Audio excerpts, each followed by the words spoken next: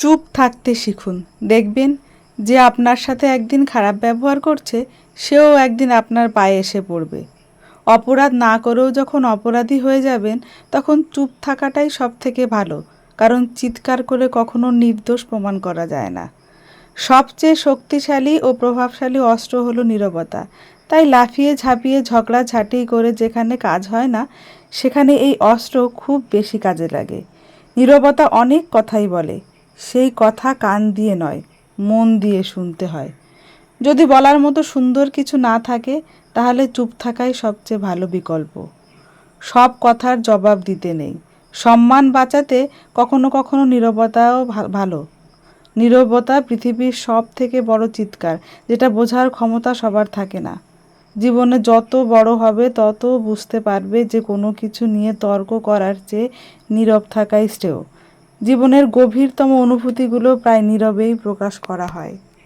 চলো, তোমাদের সাথে আরও অনেক গল্প হবে। আমার পরিচয়টা দিয়ে ফেলি। আমি শুভ্রা। আমি ছোট্ট একটা শহরে থাকি চাকরি সূত্রে, চিত্তরঞ্জনে, যেখানে রেল ইঞ্জিন কারখানাকে কেন্দ্র করে এই ছোট্ট শহরটা গড়ে উঠেছে।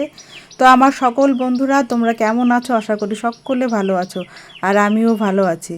তো তোমাদের সামনে আর কাছে চলে এসেছি আরও একটা নতুন ভিডিও নিয়ে। আর আমার এই নতুন ভিডিও তোমাদেরকে স্বাগত জানাই। আর আশা রাখছি এই ব্লগটা তোমাদের ভালো লাগবে। আর যদি ভালো লেগে থাকে তবে অবশ্যই একটা লাইক, কমেন্ট, শেয়ার ও সাবস্ক্রাইব করে দিও। আর আমার শুভাকাঙ্ক্ষী হয়ে, বন্ধু হয়ে পাশে থেকো। আর আমার নতুন যারা বন্ধু আছো তাদেরও বলছি, তাদের যদি কখনো ভালো লাগে থাকে তবে অবশ্যই একটু সাবস্ক্রাইব করে দিও। আর তোমাদের একটা মূল্যবান মন্তব্য আমার কমেন্ট বক্সে করে দিও। এই যে প্রতিদিনের সংসারের কাজ করি, সংসারটাকে গুছিয়ে করি, কিন্তু থেকে থেকে মনে হয় যে সংসারটা করছি সেটা কি আদৌ নিজের সংসার? জানি না, মাঝে মাঝে কেন যেন মনে হয়। না, কারোর ওপর অভিমান বা কারোর ওপর রাগ করে না। সংসারটা ভীষণ বোঝা। যে সংসারটা করছি সেই সংসার যদি তোমার কেউ না বোঝে, নির্দিষ্ট করে একজন না, সেটা যে কেউ হতে পারে, সেটা নিজের স্বামী, সন্তান, বাবা, মা, ভাই, বোন, যে কেউ হতে পারে, তখন মনে হয় এই সংসার ছেড়ে অনেক অনেক দূরে চলে যায়। কিন্তু জানি না সেটা কোথায়। শুধু মনে হয় এই মায়ার সংসার আর থাকবো না। কিন্তু ওই যে মায়া, সন্তানের মায়া, বাবা মায়ের মায়া, আর যার হাত ধরে এই সংসারে এসেছি তার মায়া। এই মায়াই সংসারকে সবাইকে আষ্টে পৃষ্ঠে বেঁধে রাখে। এই বাঁধন ছেড়ে অত সহজে কি আর যাওয়া যায়, তাই বলো? তাই যখন সংসারের লোকগুলিকে নিজের মতো করে যখন আর পাল্টাতে পারি না, তখন নিজেকে পাল্টে নিই। এতে হয়তো সুখ বা আনন্দ নেই, কিন্তু জীবনে শান্তি অনেক আছে, যেটা সংসার করতে গেলে ভীষণ প্রয়োজন। তবে হ্যাঁ, পাল্টানো যায় না, কারোকেই পাল্টানো সম্ভব নয়, যেটা নিজেকেও নয়। এতদিনের অভ্যেস বলো, এতদিনের মানসিকতা বলো, তবে ইচ্ছে করলে কিছুটা শুধরানো যায়। তাই হয়তো নিজেকে পুরো পাল্টাতে পারবো না, কিন্তু শুধরতে তো পারবো।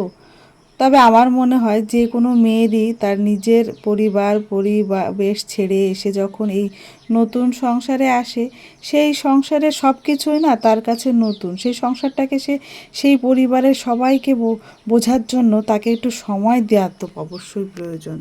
আর পরিবারের সবাই মনে করে একদিন সব পেরে যাবে, সব শিখে যাবে, তাদের মতো হয়ে যাবে। সেটা কখনো সম্ভব নয়। আর প্রত্যেকটা মেয়েদের জীবনেই মনে হয় সংসার করার সময় সেটা কম বেশি ফেস করতে হয়। তবে হ্যাঁ, ব্যতিক্রম তো কিছু থাকেই। তবে মেয়েদের সৃষ্টিকর্তারা অন্যরকমভাবেই সৃষ্টি করেছে। সব রকম পরিস্থিতিতে, প্রতিকূল অবস্থাতে তারা মানিয়ে নিতে, টিকে থাকতে পারে। এবং একটু ভালোবাসা আর যত্ন পেলে তারা সবটুকু নিংড়ে দিতে পারে এই পরিবারকে, আর একটা সুন্দর সংসার গড়ে তুলতে পারে। কিন্তু যখন সেই ভালোবাসা আর যত্ন পায় না, তখন সেই সংসার করবার শুধু অনিচ্ছা আর খারাপ লাগাটুকুই পড়ে থাকে।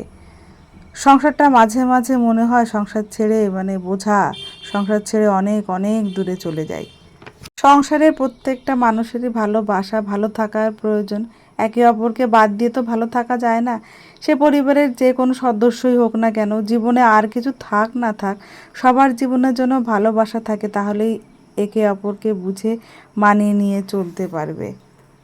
আজকে তোমাদের সঙ্গে গল্প করতে করতে দেখো আমার সকাল থেকে টিফিন করা থেকে ছেলে স্কুল ব্যাগ গোছানো থেকে দুপুরে রান্না সব হয়ে গেছে। আর এই দেখো দুপুরের রান্নায় কি কি রান্না করেছি সেটা তো তোমাদের দেখালামই। আর দেখো এই যে দুপুরের খাবারটা আমি গুছিয়ে দিচ্ছি আর কি কি রান্না করেছি।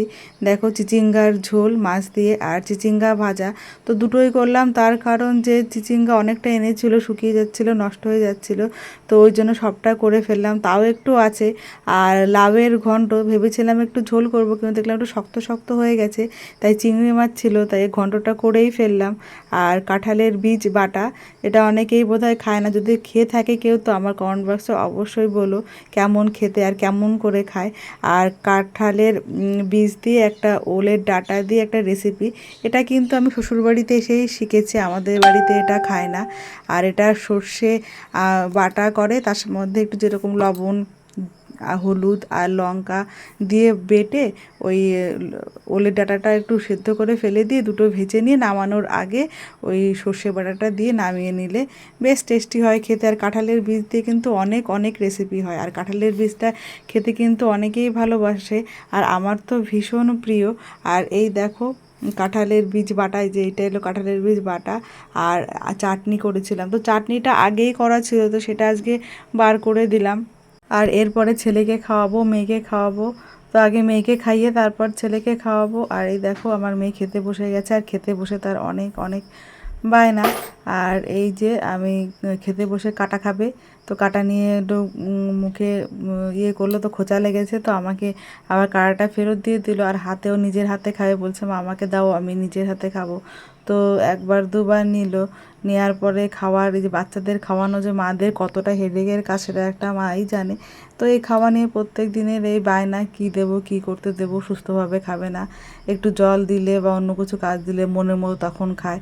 আর এই খাওয়া নিয়ে বায়না কত কিছু। তো মায়েদের এই যে একটা বড় দুশ্চিন্তার বিষয় যে মানে বাচ্চারাদের কখন খাওয়াতে পারবো পেট ভরে, আর তবেই মনে শান্তি। আর এই খাওয়ানোর পর যে মনে কি শান্তি পাওয়া যায় সেটা একটা মাই জানে বাচ্চাকে খাওয়ানোর পর।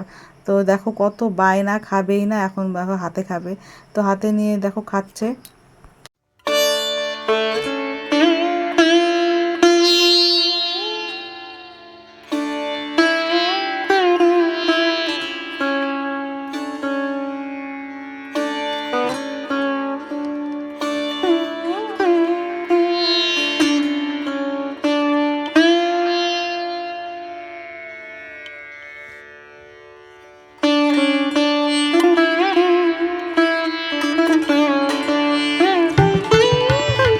দুপুরবেলার খাওয়া দাওয়ার পরে সব বিশ্রাম নিয়ে আবার বিকেলবেলার খাবার আবার গোছানো শুরু। প্রত্যেক দিন যে কী করব সেটাই বুঝে পারি না। তো এখন ওর বাবা বাজারে গেছিলো কাল, তো প্রচুর মানে অনেকগুলো ভুট্টা এনেছিল। আর এই দেখো ভুট্টাগুলো কেমন যেন নষ্ট নষ্ট হয়ে গেছে, তবে আমার ছেলে আর মেয়ে দুজনেই ভুট্টা খেতে পছন্দ করে, তো তার থেকে বেছে ভালো দুটো ছেলে আর মেয়ের জন্য ওই যে পোড়ালাম। আর পোড়ানোর পর একটু লেবু আর লবণ দিয়ে মাখিয়ে দিলে যে টকটক একটা টেস্ট হয়, সেটা ছেলে আর মেয়ে ভীষণ পছন্দ করে। আর এই জন্য মায়ের সাথে এই বিকেলবেলা টিফিনটা ভুট্টা দিয়েই করে ফেলি, ঝামেলা নেই, একা একা খেয়েও নেয় আর খেতে ভালোবাসে।